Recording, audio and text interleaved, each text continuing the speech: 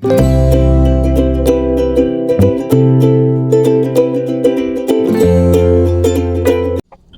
hello, salam sejahtera Malaysia. Selamat datang ke channel Fels Lifestyle. Terima kasih kerana terus setia dan terus bersama di dalam channel ini. Saudara-saudara, tuan-tuan dan puan-puan yang saya amat hormati, kita tertanya-tanya apa terjadi kepada Perikatan Nasional pada PRU ke-16 ini.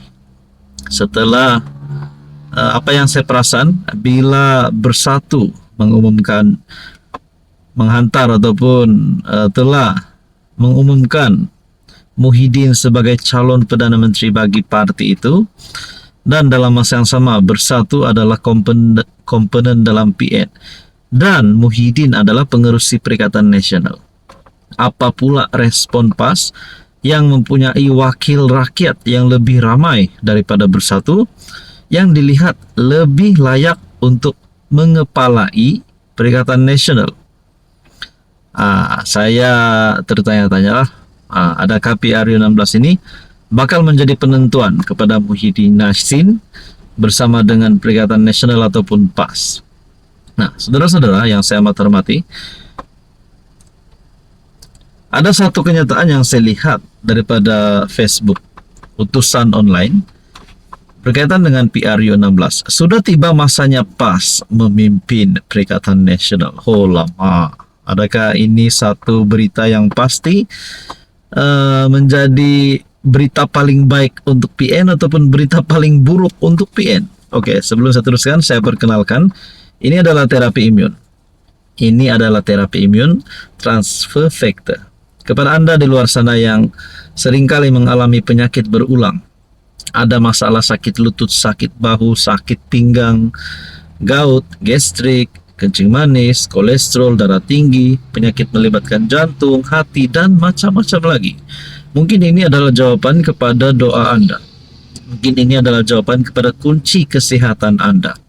Ini adalah terapi imun untuk mendidik, menyeimbangkan, dan juga meningkatkan kekuatan sistem imun badan sehingga mampu melawan pelbagai jenis penyakit. Sekiranya Anda berminat, Anda boleh menghubungi saya di nombor yang tertera. Oke, baik saudara-saudara, dengan caption ini sudah tiba masanya PAS memimpin PN. Hanya satu yang saya terlintas di pikiran saya. Pertama, calon Perdana Menteri Perikatan Nasional, of course dari PAS. Pertama.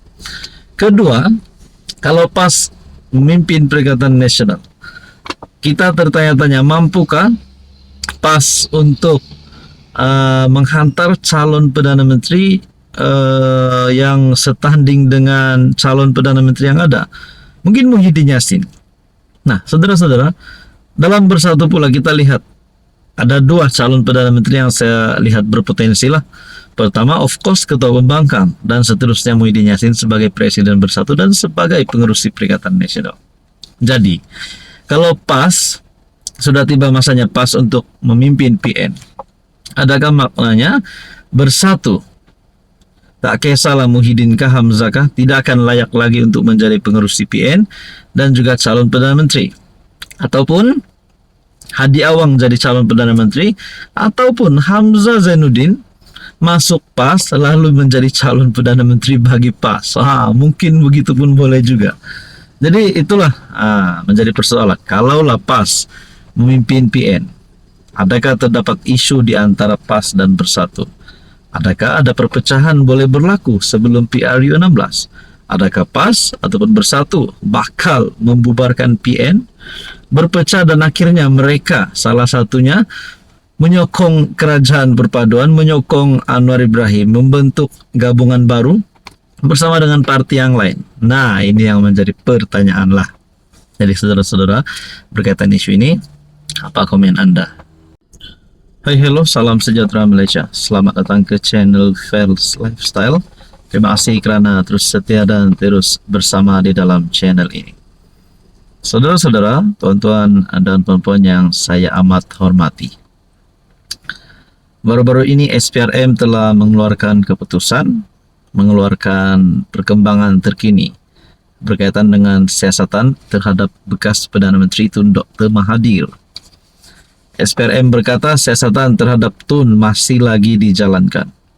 Dan dalam masa yang sama ada satu maklumat yang dikeluarkan SPRM yang menyebut harta Tun Mahathir di UK ataupun United Kingdom.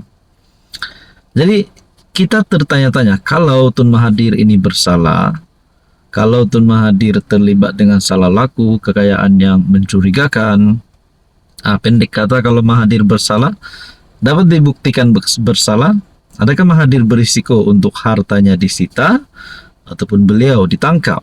Nah, ini menjadi persoalan. Tapi apa respon Mahathir kepada kenyataan SPRM? Mahathir buat satu pengakuan yang besar pula. Pengakuan yang betul-betul kita nantikan daripada mulut Tun Mahathir sendiri.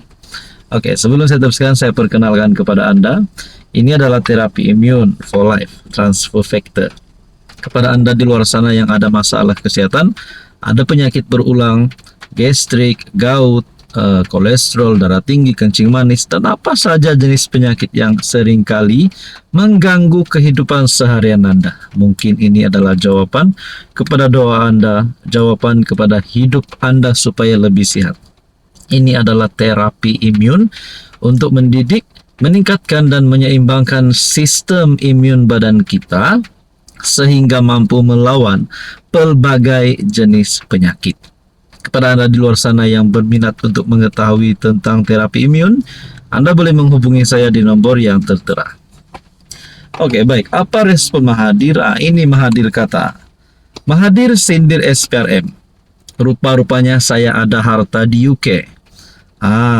Bekas PM menyindir Ketua Pesuruhjaya SPRM Azam Baki.